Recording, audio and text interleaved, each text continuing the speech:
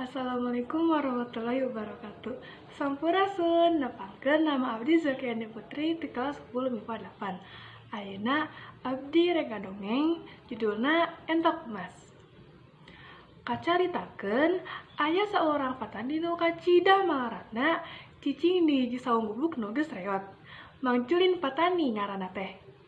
Hidup sapopoena dibaturan ku sakadang entok, hiji-hijina. Mang Julin kacidanya eunana kaeta sakadang entok teh. Bubuhan manehna mah teu boga dulur balaya. Malih garua mah. Hiji poe manehna indit ka sawah. Isuk-isuk pisan manehna geus indit. Kabeneran dititah ku juragan lurah pikeun ngabinihan sawahna. Ari digawe mah kapake pisan ku juragan lurah teh. Kusabab Mang Julin seugeut pisan kana gawe nanaon oge.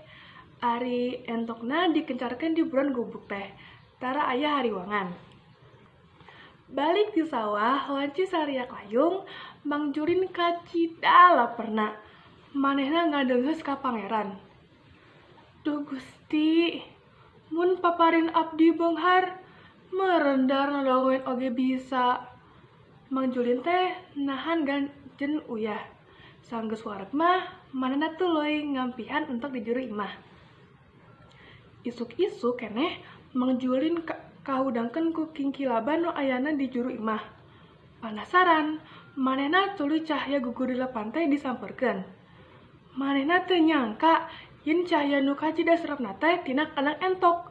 Sing horeng teh entoknya endogan. Endoknya endok emas. Mang Julin peperedeyan, nyanggap endok teh manehna kacida bungahna.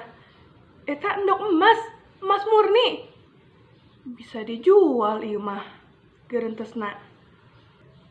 Poe kadua kitu deui. Entokna ngaluarkeun endok emas deui hiji. Kitu saban poe. Sakadang entok teh endogan endok emas hiji. Nya puguh Mang Julin teh jadi beunghar. Manehna geus boga sawah sorangan, imah gedong, balong, ternak, entok jeung harta liana nu mucekil. Entok teh nyaan mawar rejeki kur Mang Julin.